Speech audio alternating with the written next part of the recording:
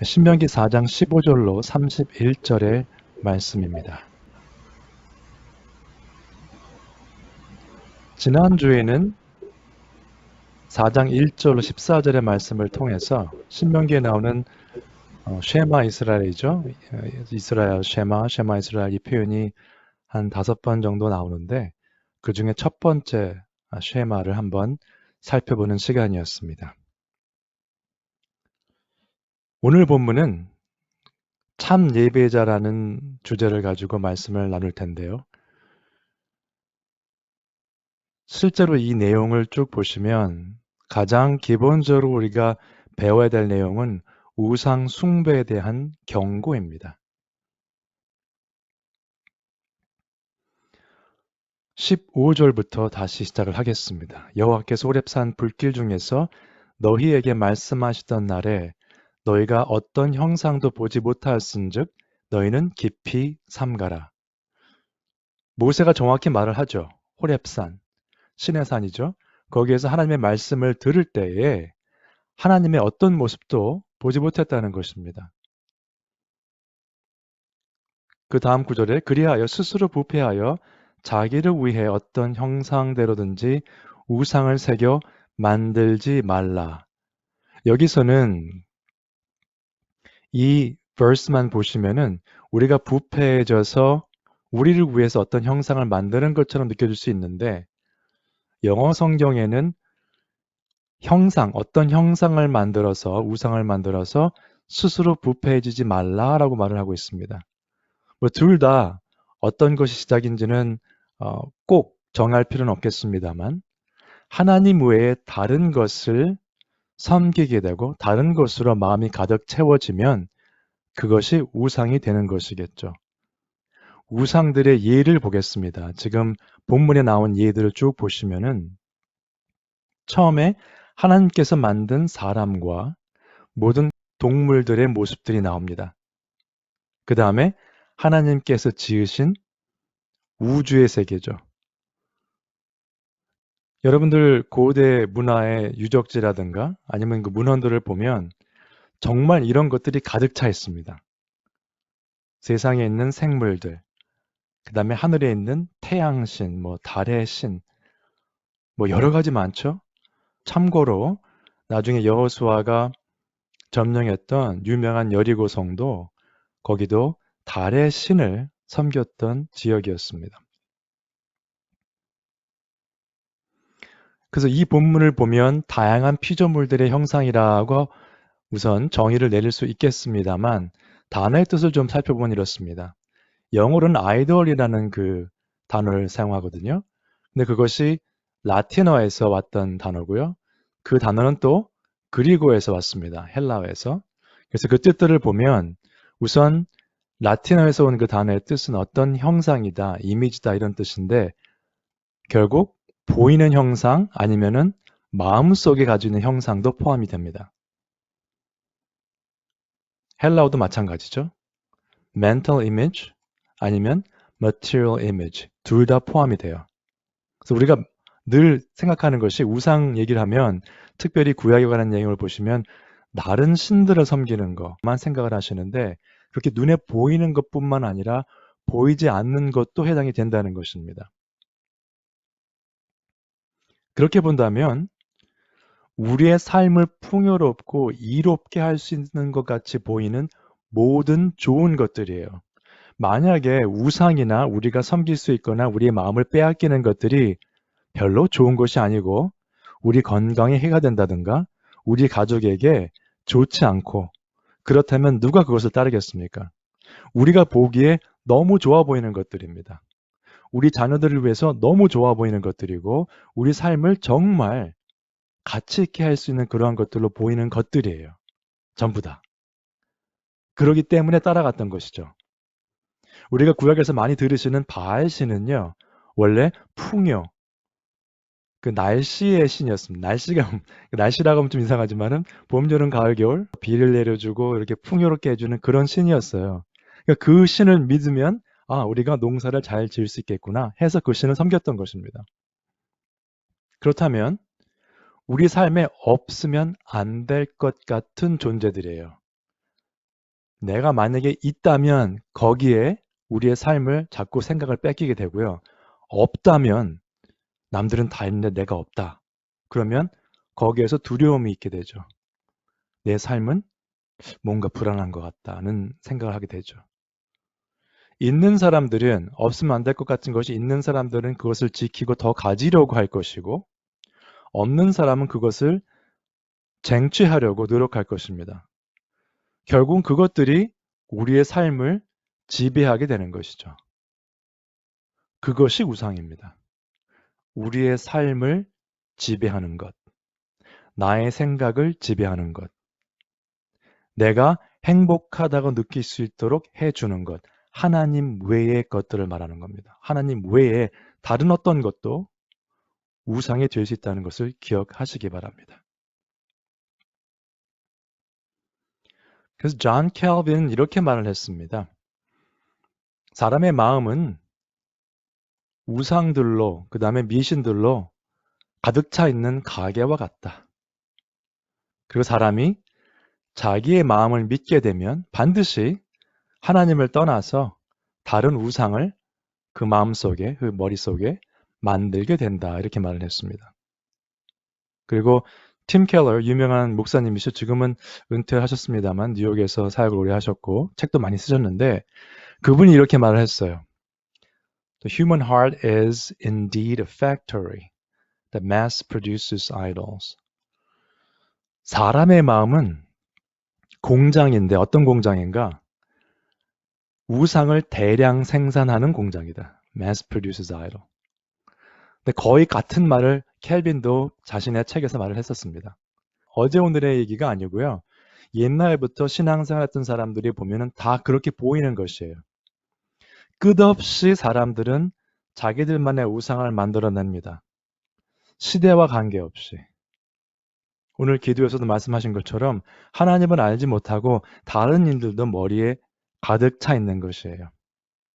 각 시대마다 그 대상은 달랐을지 모르지만 다 비슷합니다, 사실은.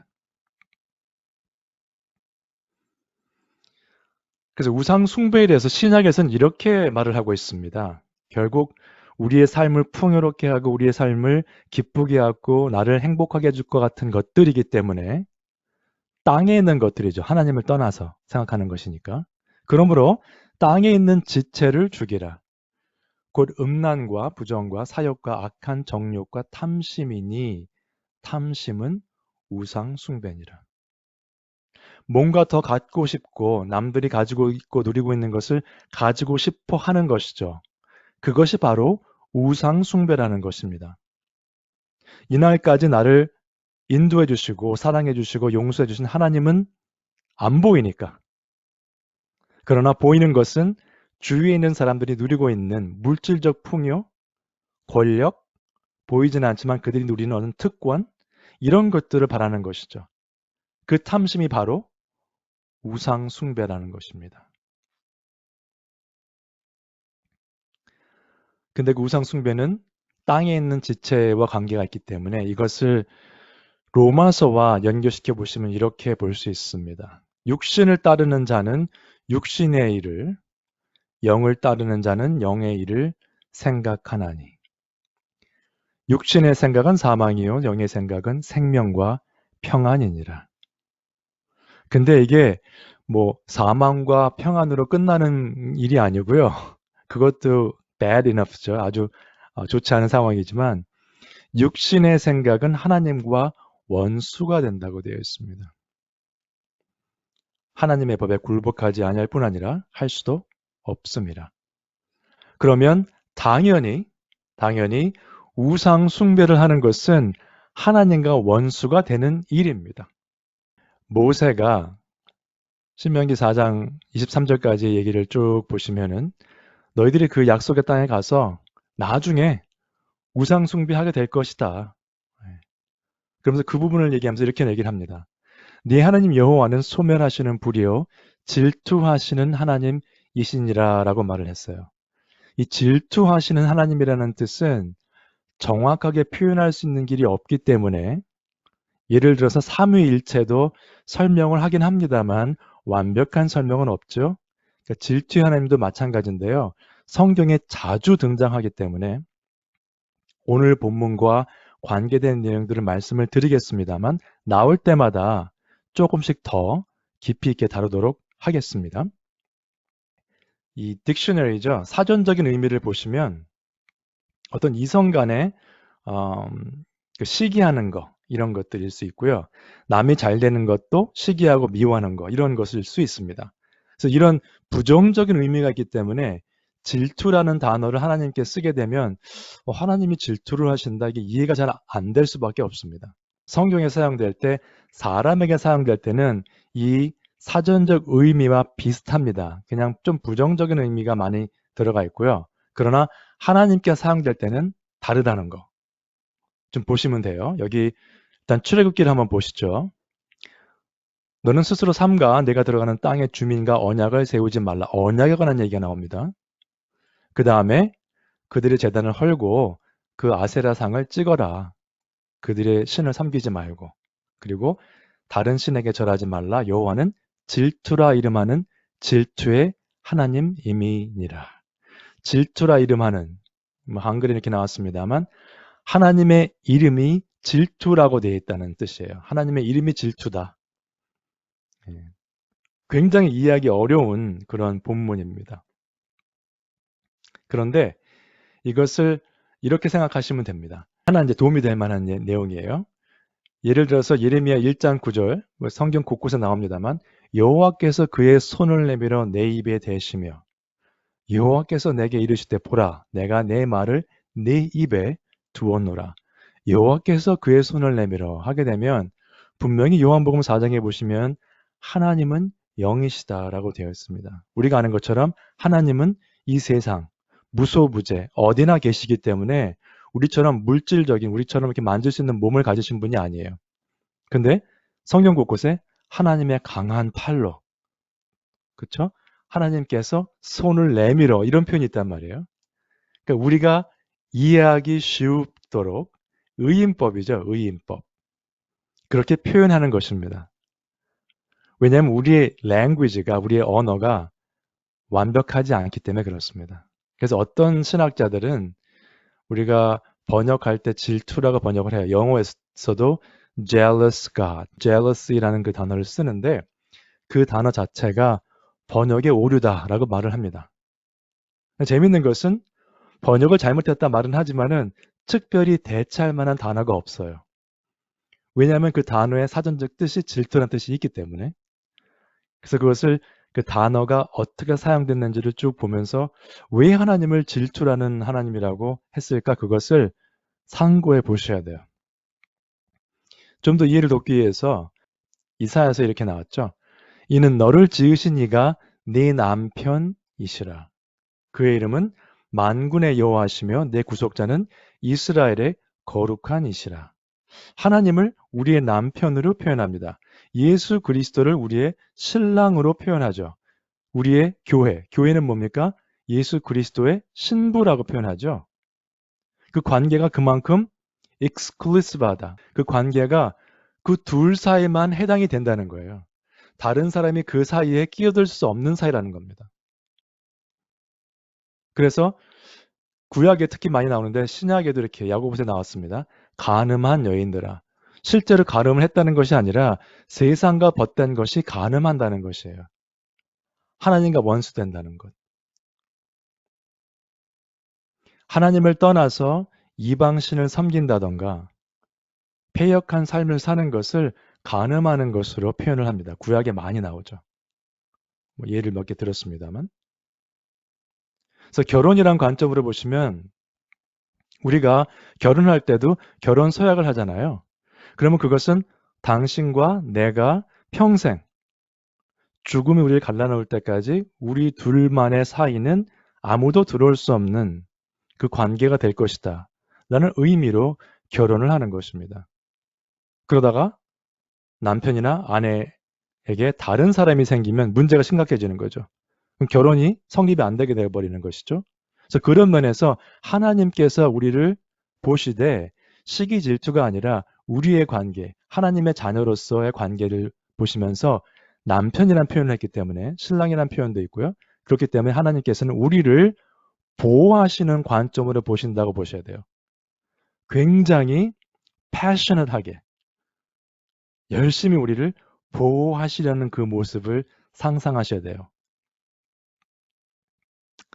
그래서 밑에 보시면 이렇게 나옵니다. 스가랴서에 나왔는데 우리를 프로텍트 하시는 것뿐만 아니라 우리에게 복을 주시려는 그 열심, 그것을 질투라 표현한다고 한면으로는 그렇게 보시면 될 것 같습니다. 한번 보시죠.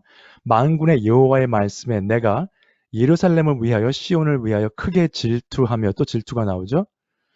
그러므로 여호와가 이처럼 말하노라. 내가 불쌍히 여김으로 예루살렘에 돌아왔은즉 내 집이 그 가운데 건축되리니. 우리를 긍휼히 여기시는 거죠. 다시 외쳐 이르시기를 만군의 여호와의 말씀에 나의 성읍들이 넘치도록 다시 풍성할 것이라. 여호와가 다시 시온을 위로하며 다시 예루살렘을 택하리라 하라 하니라. 이 질투에 관한 내용이면서 이 뒤에 나오는 내용들을 쭉 보시면 질투랑은 별로 관계가 없어요. 우리가 생각하는 사전적 의미의 질투와는 별로 관계가 없습니다. 우리를 긍휼히 여기시고 하나님께서 우리를 다시 풍부하게 살 수 있도록 해주시고 우리를 택하신다. 하나님의 사랑의 모습을 보시면 되겠습니다. 그래서 오늘 본문에 이렇게 나옵니다. 그렇게 이방 신들을 섬기고 할 것이나 네가 거기서 네 하나님 여호와를 찾게 되리니 만일 마음을 다하고 뜻을 다하여 그를 찾으면 만나리라.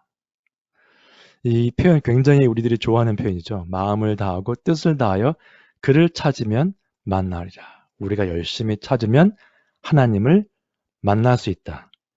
하나님이 우리를 만나 주실 것이다. 이 표현입니다. 여러분, 이 표현을 보시면 우리가 기도할 때 많이 사용하고 하는데요. 굉장히 조심하셔야 되는 표현입니다. 왜냐하면 마음을 다하고 뜻을 다하여, 나중에 6장에도 나오겠습니다만 하나님을 사랑할 때도 이렇게 해야 되죠. 마음을 다하고 뜻을 다하여 사랑해야 되는데 마음을 다하고 뜻을 다하여 하나님을 찾으면 만나신다고 되어 있는데 이것은 우리가 실제로 할 수 있는 것이라고 볼 수는 없습니다. 여러분 한번 본인의 신앙생활을 짚어보시기 바랍니다. 그동안에 어렵고 힘든 일이 있을 때 정말 마음을 다해서 기도하신 일들이 있을 거예요. 그런데 마음을 다하고 뜻을 다한다는 이야기는 내 삶 가운데 다른 아무 생각도 없이 다른 거 다 내려놓고 오직 하나님에 대한 마음, 하나님에 대한 뜻만 있는 상태를 말을 하는 것입니다. 여러분, 우리가 아무리 어렵고 힘든 일로 간절히 기도하면서 나는 마음을 다하고 뜻을 다해 하나님을 찾았다, 하나님께 간구했다고 말을 한다고 하여도 그 기도는 나의 필요에 관한 기도일 것입니다. 그 기도는 내가 힘들어서 하는 기도예요. 거기에는 나의 일이 중점이고 하나님을 찾는 열정이 들어간 것 뿐입니다. 여기서 말하는 다른 것 다 내려놓고 마음을 다하고 뜻을 다해 하나님을 찾으면 만나리라 하는 그 표현과는 거리가 있습니다. 그래서 이 표현을 그냥 쉽게 사용할 수 있는 표현이 아니라는 것을 꼭 기억하시고요. 나는 과연 모든 것을 내려놓고 자녀의 일, 재정적인 문제, 건강의 문제 다 내려놓고 오로지 하나님만을 찾고 만나고자 애쓴 적이 있었는가? 그것을 고민해 보셔야 돼요. 그 질문에 자신 있게 예라고 대답할 분들이 있기를 바랍니다. 그렇다면 어떤 사람들에게 이런 마음과 자세가 생길 수 있는가? 하나님의 은혜로 거듭난 사람들입니다. 완벽하진 않겠죠? 삶 가운데 기도도 마찬가지고요. 디도서 이렇게 나오죠. 우리를 구원하시되 우리가 행한 바 의로운 행위로 말미암지 아니하고 오직 그의 긍휼하심을 따라 우리가 한 게 아니라는 겁니다. 하나님의 은혜로, 하나님의 긍휼로 중생의 씻음과 성령의 새롭게 하심으로 하셨나니 우리의 구원은 그렇게 일어나는 것입니다. 그래서 그 구원을 받은 자들은 어떤 자들이에요? 여호와께 돌아와서 그의 말씀을 청종하는 자들이죠. 돌아온다는 표현도 진정한 회개를 말하는 것입니다. 그 뒤에 그의 말씀을 청종한다는 표현이 있기 때문에 그것은 돌아온다는 것은 그냥 physically 어디 갔다가 다시 온 게 아니고요. 하나님께 진정한 회개를 하고 돌아온 사람들이에요. 한글 표현에는 말씀을 청종한다고 되어 있는데 한자어기 때문에 좀 풀어 써드리면 말씀을 듣고 순종한다는 것이죠. 영어 성경에는 간단하게 obey 한다고 썼습니다. 순종한다는 거죠. 여러분 돌아왔다는 뜻, 진정한 회의라고 말씀드렸는데 그러면 이게 무슨 뜻일까요? 돌아왔다는 것은. 한번 생각해 보세요. 나는 회개했습니다. 이런 표현도 그냥 쓰는 경우가 많은데요. 그 진정한 의미는 무엇일까요? 오늘 본문에서 본다면. 우상을 떠났다는 거죠. 우상을 섬기면서 하나님께 진정한 회개를 하고 돌아왔다? 불가능한 이야기입니다. 아까 켈빈 얘기도 하고 팀 켈러 목사님 얘기도 했습니다만 우리는 우상 제조기다. 우상을 만들어내는 공장이다. 얘기를 했는데 왜 그런가 하면요. 내가 태어나서 쭉 살면서 나의 우상은 뭐가 될까요? 아이들이 놀고 있는 장난감, 좋은 장난감. 꼭 그게 막 마음을 사로잡아서 그게 있어야 되는 것처럼 살 수 있고요. 어릴 때. 그 다음에 어떤 분들은 중학교 때부터 이미 그런 프레셔가 있죠. 좋은 고등학교 가야 되죠. TJ 가야 되죠. 그렇죠? 그런 좋은 고등학교, 그 다음에 좋은 대학교, 좋은 직장, 좋은 남편 아내. 근데 뭐냐면요. 좋은 남편 아내까지는 나예요. 나하고 내 남편이나 아내까지의 관계인데 그 다음에 어떻게 돼요? 공장이 돼야 되니까 내 자녀들도 똑같이 키웁니다. 잘 살아야 되고 좋은 학교 다녀야 되고 좋은 직장에 좋은 남편 아내 만나서 또 그 다음 세대 똑같이 우상 제조기. 예. 그러면서 우리는 하나님을 믿는다고 합니다. 나는 말씀을 청종한다고 얘기를 하고 나는 마음과 뜻을 다하여 하나님을 찾는다라고 말을 해요. 여러분 제가 아무리 다른 데 가서 나는 키가 뭐 6feet 됩니다 하면 아무도 안 믿습니다. 누가 믿겠어요? 제 키가 작은데. 그렇죠? 이거는 무슨 뭐 판단하는 게 아니라 그냥 보이잖아요. 예. 저는 그리스도를 믿습니다. 예수 믿고 살고 있습니다 하는데 우상 제조기로 살고 있으면서 그렇게 말을 하는 거예요. 회개했다고 하고 말씀 듣고 순종합니다. 주님을 찾습니다. 불가능한 이야기를 하면서 아무 꺼리낌 없이 사는 분들이 너무나 많습니다. 여러분의 삶 가운데 나는 과연 내 우상을 떠났는가? 우상과 하나님을 동시에 섬기려고 하지 않는가? 생각해 보시기 바랍니다. 지금 자녀 얘기를 했습니다만 가장 학부모님들에게 우상으로 자리 잡는 것은 자녀들입니다. 그건 뭐 누구도 노라고 하실 수 없을 거예요. 성경적으로 자녀를 키우는 부모들과 그렇지 않은 부모들의 차이점은 확연합니다. 그리고 그 자녀들도 커서 똑같은 우를 반복합니다. 배운 것이 그거기 때문에 주로 그래요. 하나님의 은혜로 바뀌는 경우도 있지만 부모의 영향이 엄청나게 큽니다. 부모가 말씀을 순종하지 않고 기도하지 않고 성경적으로 어떤 결정을 내리는 걸 본 적이 없는 자녀들이 대학교 가서 갑자기 성경 말씀을 들고 변화를 받겠습니까? 직장 생활하면서 나는 그리스도인으로 정직하게 살아야 된다고 말하겠어요? 남들과 똑같은 우상 숭배의 삶을 그 전철을 밟게 되어 있습니다. 대부분이. 그런 의미에서 부모의 책임이 엄청난 것입니다. 우리는 과연 내 자녀들을 우상 제조기로 삼고 있는지, 그리스도인으로 잘하게 살아갈 수 있도록 도움을 주고 있는지 한번 생각해 보셔야 돼요. 나는 이 사회에서, 이 교회에서, 우리 가정에서, 우리 친구들 사이에서 어떤 역할을 하고 있는지, 그들이 섬기는 우상을 나도 따라가서 섬기고 있는지, 아니면 그들을 불러서 주님께 돌아와라 라고 외치는 그러한 소리로 남아 있는지 생각해 보시기 바랍니다. 그래서 우상을 섬기는 삶에서 돌아와서 하나님의 말씀을 청종하면, 듣고 순종하면 여호와는 하나님은 자비하신 하나님이시다 이렇게 나옵니다. 그가 너를 버리지 아니하시며 너를 멸하지 아니하시며 네 조상들에게 맹세하신 언약을 잊지 아니하시리라.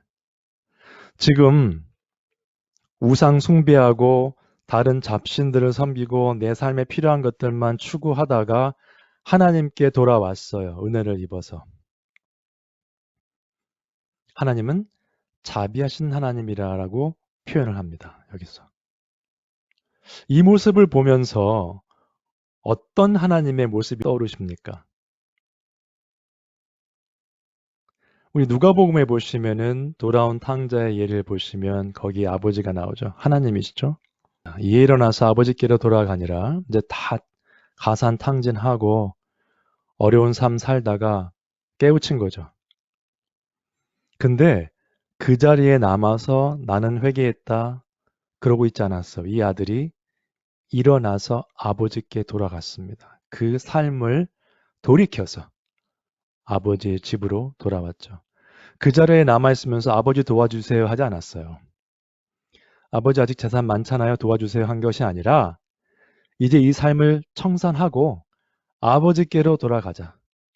처음에 아버지와 살고 있던 그 삶을 왜 뿌리치고 나왔을 거예요, 이 아들이. 생각해 보세요, 여러분. 거기에 성경에 정확히 뭐 설명은 안 나왔습니다만 재산을 달라고 해서 나갔죠. 일단 아버지 어머니가 살아계실 때 재산을 유산을 받아가는 것은 큰 죄입니다. 그것은 원래 안 되는 성립이 안 되는 건 했죠.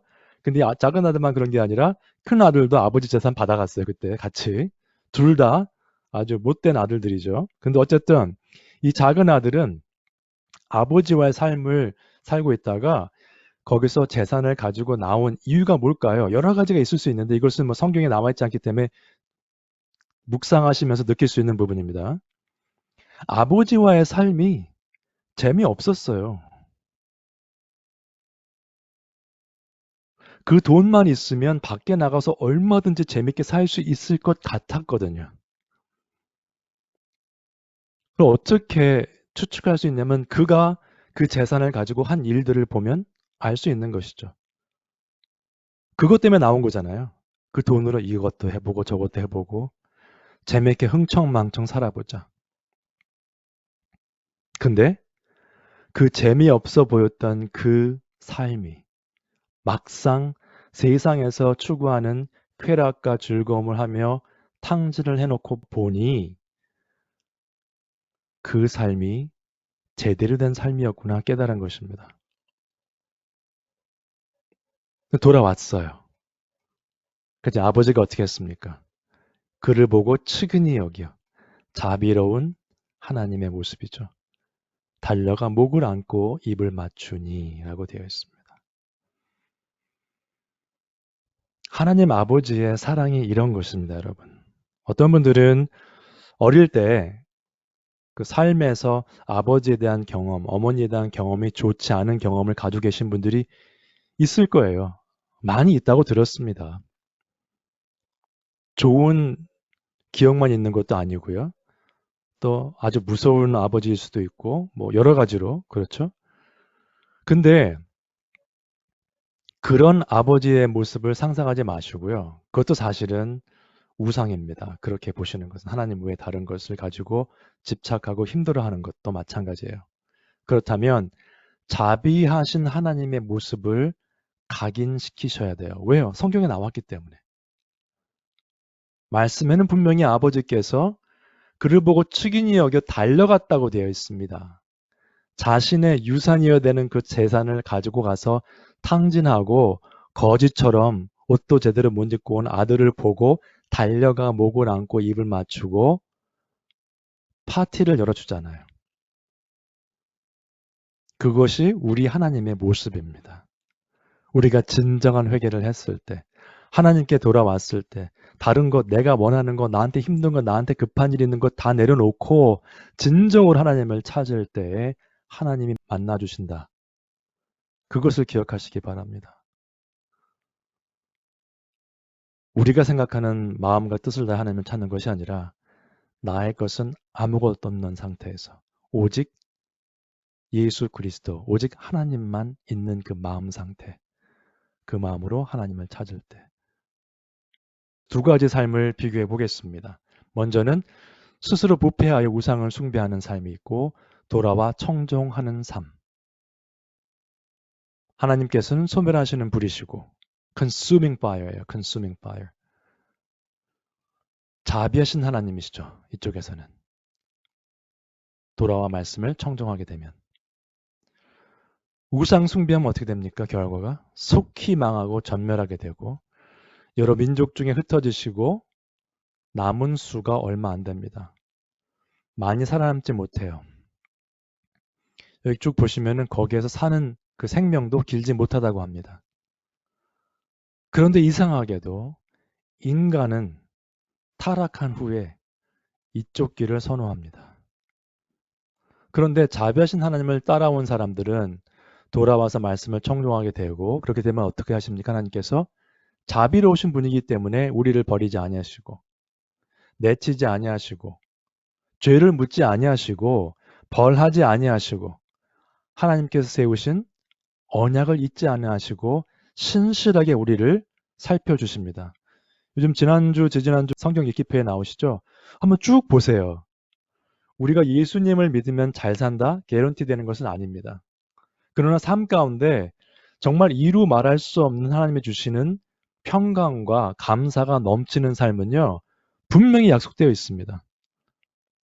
구약에 지금 읽으시는 그 부분 보시면은 계속해서 하나님의 말씀을 듣고 청정했을 때 하나님께서 복을 내리시는 왕들의 모습도 나오고요. 예들이 많습니다. 그것이 왜 우리 삶에는 이루어지지 않을 거라고 생각하시는지 모르겠어요. 그런 분들이 가끔 있더라고요. 아, 그건 성경 이야기고 실제로 되는 것이 없습니다. 네. 그래서 이 삶을 쭉 가다 보면 계속해서 하나님이 아닌 다른 것들을 섬기게 됩니다. 그 삶에는 진정한 만족이 있을 수 없죠. 불완전한 것을 가지고 완전한 행복을 추구한다는 것은 어불성설입니다. 성립되지 않는 말이에요. 완전하신 하나님을 믿고 그 하나님을 따를 때에 우리의 삶에 참 평강과 참 평화가 있을 줄로 믿습니다.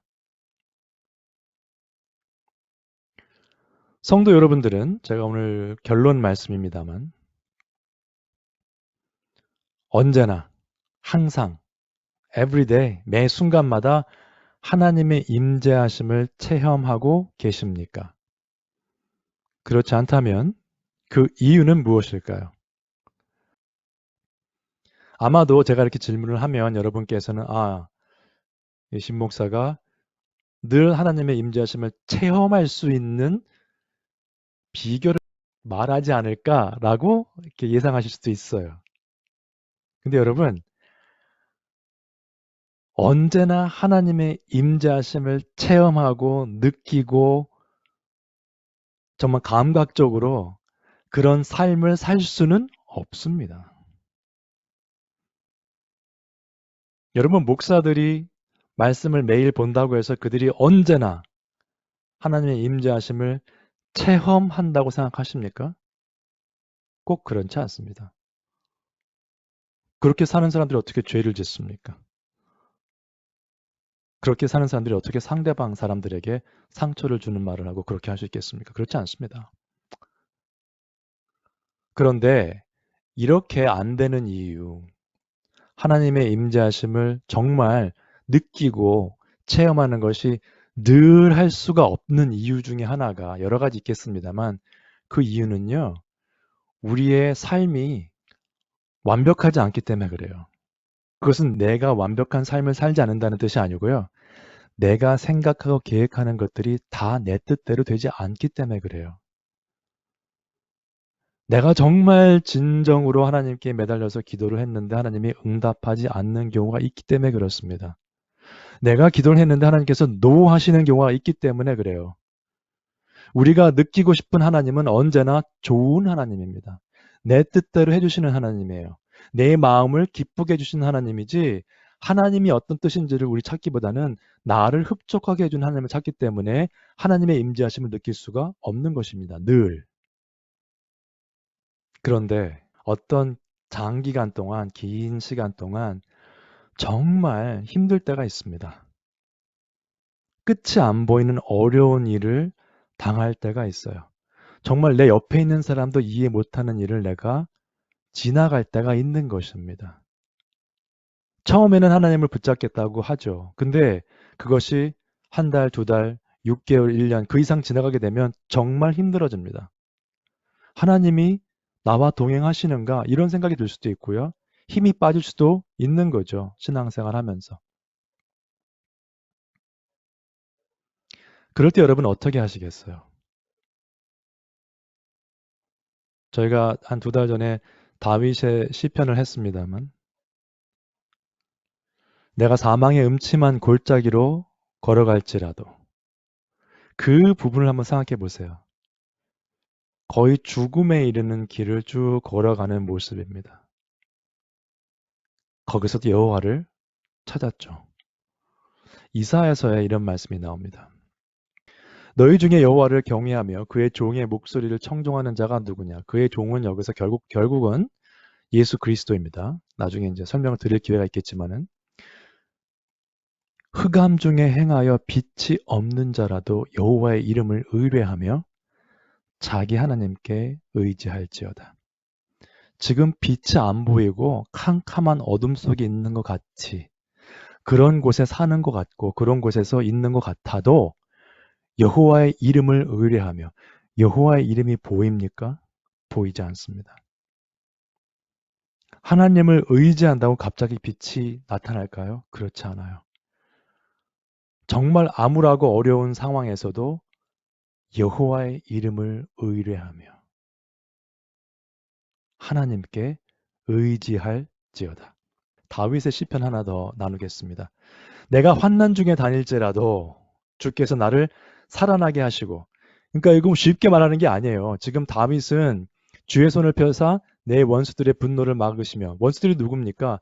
다윗을 죽이겠다고 달려드는 사람들이잖아요. 피해 다니면서 어려운 상황에서 쓴 시편이잖아요. 내가 환난 중에 다닐지라도 언제 죽을지 몰라요. 지금. 누구 손에 잡혀서 어떻게 죽을지 모르는데 그러나 주께서 나를 살아나게 하시고 주의 손을 펴사 내 원수들의 분노를 막으시며 주의 오른손이 나를 구원하시리이다. 여러분 지금 하나님께서 주시는 풍요로운 복을 누리시며 살고 계십니까? 하나님의 임재하심을 체험하며 살고 계십니까? 그러면 할렐루야 하나님께 감사하시기 바랍니다. 그리고 내 주위에 눈을 돌리셔서 혹시 그렇지 않으신 분들이 있으면 우리에게 있는 잔잔한 기쁨, 감사함을 하나님을 나누시기 바랍니다. 그런데 혹시 여러분 중에 정말 끝이 보이지 않는 어려운 상황을 지나가고 계십니까? 세상에 나 혼자 있는 것 같이 느낌이 올 때가 있으십니까? 주위에 아무도 내게 도움이 될 수 없는 그러한 상황에 처해 계십니까? 신앙생활 하면서, 기도하면서 말씀을 보지만 그 가운데 정말 힘을 얻기가 힘든 상황에 계십니까? 그러한 상황에 계실지라도 오늘 말씀에 나온 것처럼 흑암 중에 행하여 빛이 없는 자라도 여호와의 이름을 의뢰하며 자기 하나님께 의지할지어다. 내가 환난 중에 다닐지라도 주께서 나를 살아나게 하시고 주의 오른손이 나를 구원하시리라 라고 고백하시면서 주 안에서 기뻐하시고 주 안에서 힘을 얻어서 어려운 일들 가운데 낙심하지 않고 하나님 때문에, 주님 때문에 기뻐하시는 우리 모든 성도님들 되시기를 주님의 이름으로 축원드립니다. 기도하시겠습니다. 하나님 은혜를 감사드립니다. 오늘도 저희들에게 말씀 허락해 주시고 참으로 어려운 삶을 살아가는 가운데 있지만은 하나님께서 은혜 베풀어 주시고 우리들의 죄악된 삶 가운데 돌이켜 하나님을 만났을 때 그 말씀을 청종할 때에 하나님께서 자비를 베풀어 주시고 용서해 주셔서 우리 삶 가운데 풍요로운 영적인 풍요로움을 허락해 주시는 하나님이심을 믿고 따를 수 있는 믿음 허락해 주심을 감사드립니다. 저희들 삶 가운데 늘 동행해 주시지만은 저희들의 눈이 어두워서 주님이 함께 하심을 보지 못할 때가 너무 많습니다.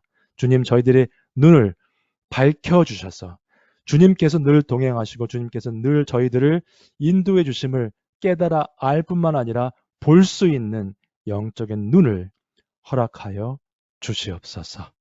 감사를 드리며 이 모든 말씀 우리 주 예수 그리스도 이름으로 기도드립니다. 아멘.